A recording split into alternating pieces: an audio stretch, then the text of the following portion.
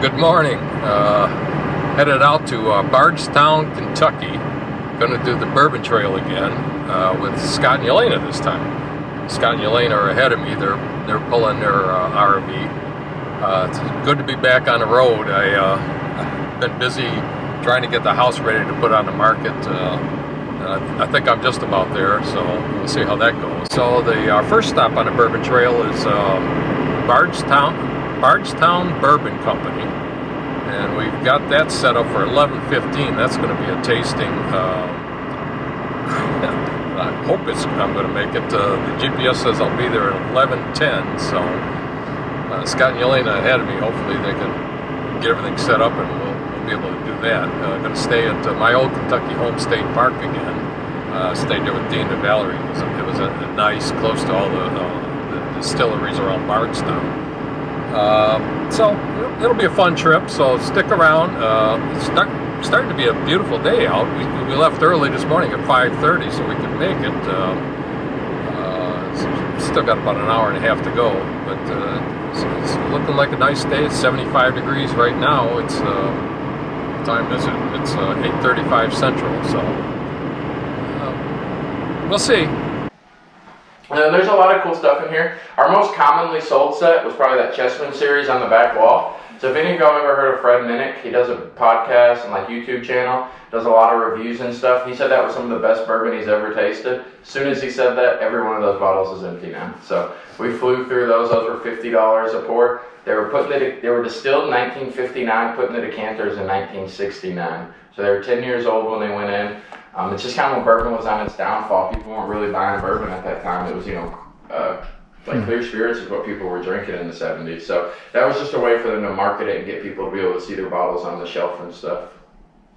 Very cool. Yeah, it's a really cool set. Those are roughly about $1,000 if you find one for sale now. Right about that. So, Bardstown Bourbon Company, we're one of the newest stops on the Kentucky Bourbon Trail. We've been distilling since September of 2016, so we just turned 5 years old. Cool. In that little bit of time, though, we've grown to be the 7th largest whiskey and bourbon producer in the United States.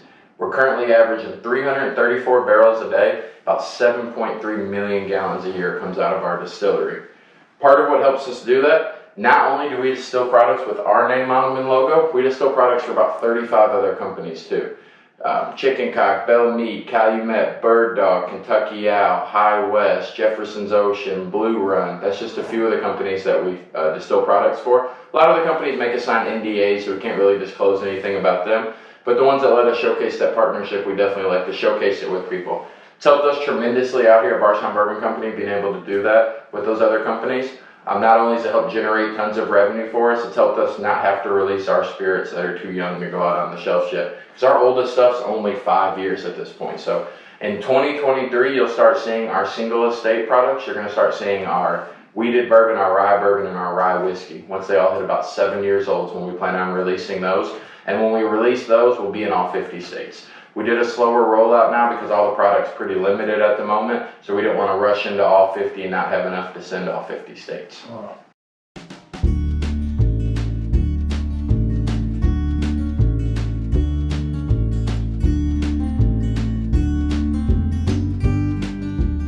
Now we made it to Lux Row. This is our second stop. Just got set up and ran out. I have to show you the park later. This is the Lux Row gift shop. Rebel Yell. I don't know what this guy is. Ezra Brooks. Generally, it's a ticket, not be a tasting or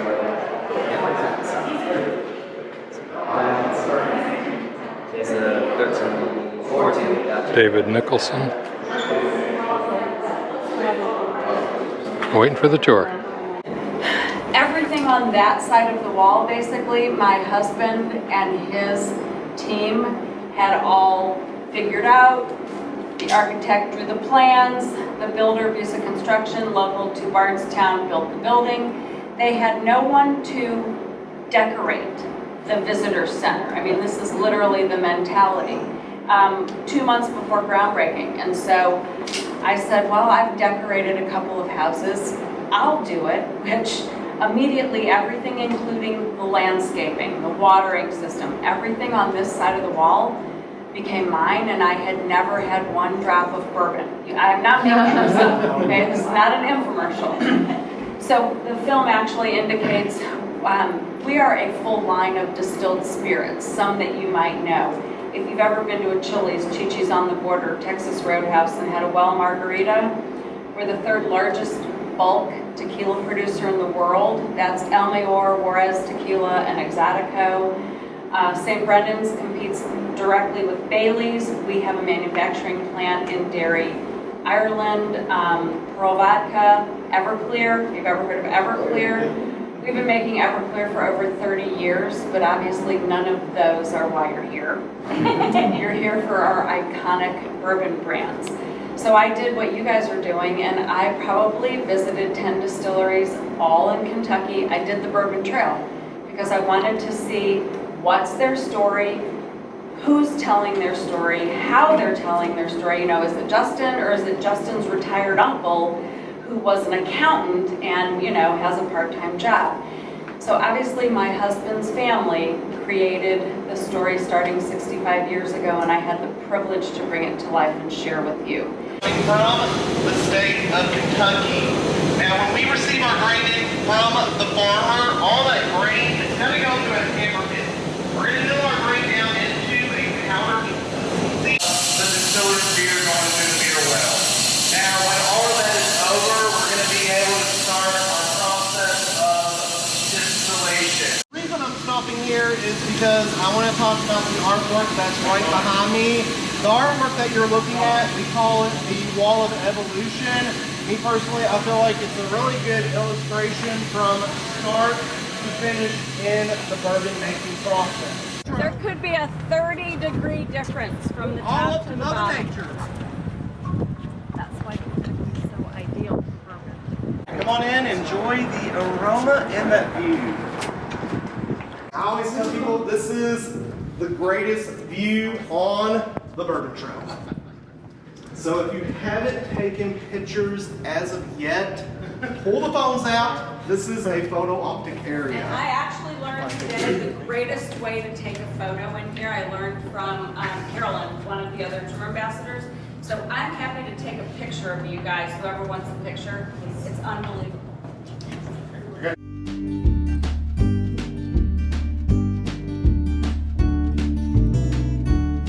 Well, we got set up here at my old Kentucky home, State Park. Elena and Scott's setup. He's got all of his walls out. I'll cook dinner a little later. His little Intech Flyer Pursue. And mine. A little tough time getting into the spot, but we made it. Not too level. But hey, they're reasonable. Right here in the middle of everything. Shaded. Right off the golf course. It's the tasting room. Just a bigger version on it. Yeah. Okay. Looks like today we're tasting Bullet, Harper, and Blade and Bow. Here at Stitzel Weller Distillery in Louisville. 10:30 in the morning drinking bourbon. So Only way to do it. that's right. Day 2. Familiar with the Stitzel Weller products and the overall history of here, welcome back. But really most people aren't. When they visit, they're from out of town, doing other things. So the big hits for you guys. We are known as the Cathedral of Bourbon here in this facility. This property was purchased and built on between 1933 and 1935. Our official grand opening was Derby Day, 1935. We are known as the Cathedral of Bourbon because during that building time frame, we had the tallest still in the world until 1954. It was a 65-foot cathedral column that produced 18,849 gallons of wheated bourbon every day. It's a barrel every 4 minutes. A decanter. Now, before we try it and before I give you the fun spiel, you cannot buy it here. We only have enough to put on your flight basically until the end of October, and then we can figure out something else. But when we talk about this product, you can find it in other places. So I'm going to pop your bubble right now. And now we're gonna end on a happy note. Okay? When we talk about this product, it's a different mash bill than the one before. Not only is it a 15-year-old bourbon, it's 86 proof, it's 86% corn, 6% rye, and 8% malted barley. So for a tasting presenter, this is literally the most drinking product because I only have to remember one number to remember the whole tasting profile. The product overall, if you've ever been into a rick house, this is what it's gonna smell like. Wood, oak, and spice. Okay, it's almost even a leather profile because of its tannin structure in this product. The palate is going to be like pure butterscotch or caramel, and the finish is going to be a heavy leather and dryness. It's actually going to feel dry in your mouth, like it's going to take the spit off of your tongue because of the oak influence across that 15 years is going to give you that feeling. So it really is nice between the palate being very butterscotch and sweet and caramely. The Stitzel Weller gift shop. You said 15 minutes or...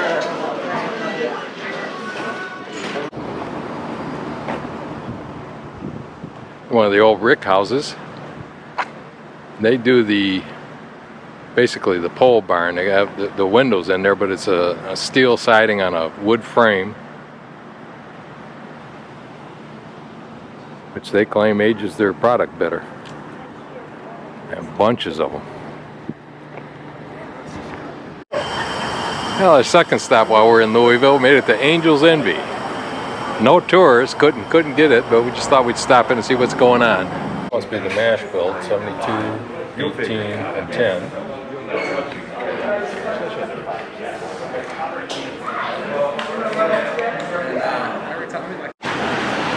Now we'll try Old Forester Distilling Company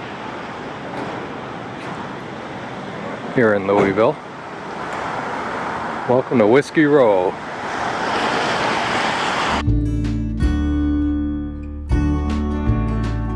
I'll tell you how important I am. Okay. Diane's mixing us up some yeah. eggnog and bottled and bond. Bottle and bond.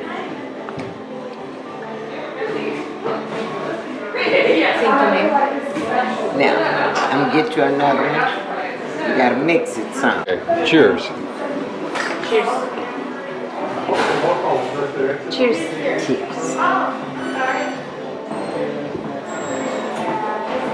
That's some eggnog. That's pretty darn good, isn't it?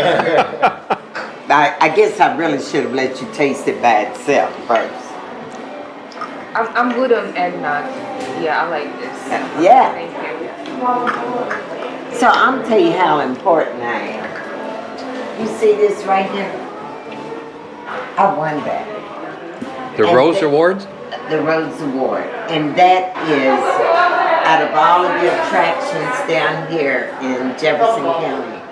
Down here, museums and all that. Everybody puts in a vote as to who they want to win. So you win by vote. You don't like the stickers? And I won that. Oh, congratulations. Congratulations. Joanne, thank you. Glad you enjoyed it. Yeah. No problem, darling. That's what I do. Thank you, Diane. You're so welcome. But I gave you that card, and the next Yes, time you get ready to come this way, you call them, you tell them that you're my cousin. Okay. The fork in the road. Okay. We're cousins, okay? Fork in the tree, not in the road. Oh, okay. Our family tree had a fork in it somewhere. There you go. I didn't know that's what you said, but yes. Thank you, Diane. You're welcome. Okay. Well, Heaven Hill, they're on strike, so that one's out. We'll go try Willett's down here.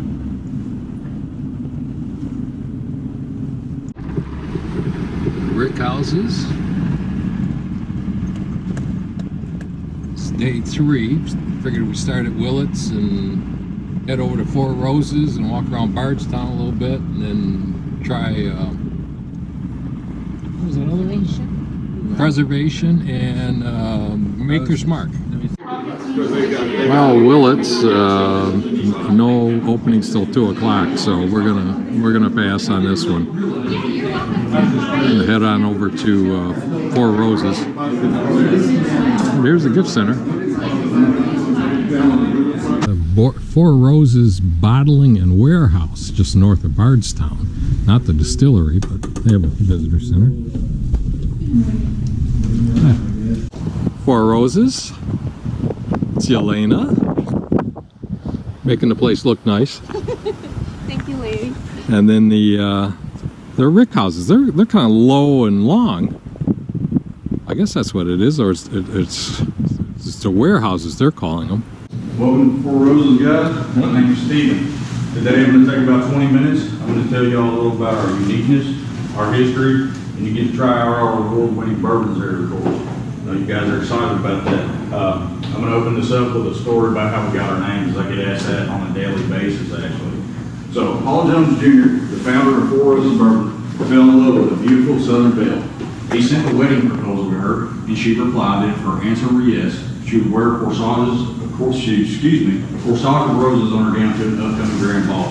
When she showed up the night of the ball in her beautiful gown, she wore a corsage of 4 red roses. He later named his bourbon Four Roses as a symbol of his devout passion for the lovely belle.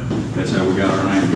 So you think about some of the bigger rick houses, they vary sometimes big in temperature, 30 plus degrees from top to bottom. And they maybe see it like an 8-year bourbon or a 10-year bourbon, pulled exactly at 8 years or pulled exactly at 10 years.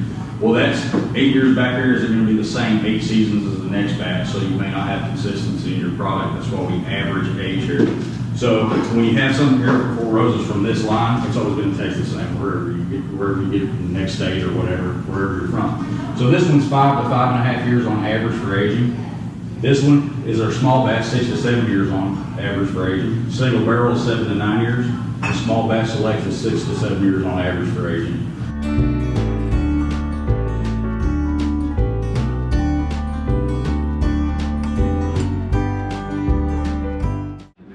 Maker's Mark, the grounds are just beautiful. I got a feeling we're not going to get any luck here though getting a tasting. Got here a little late.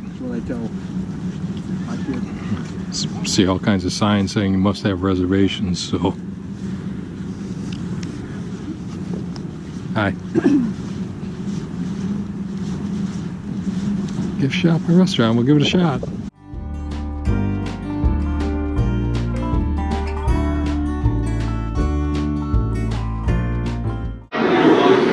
Oh, we made it to the gift shop.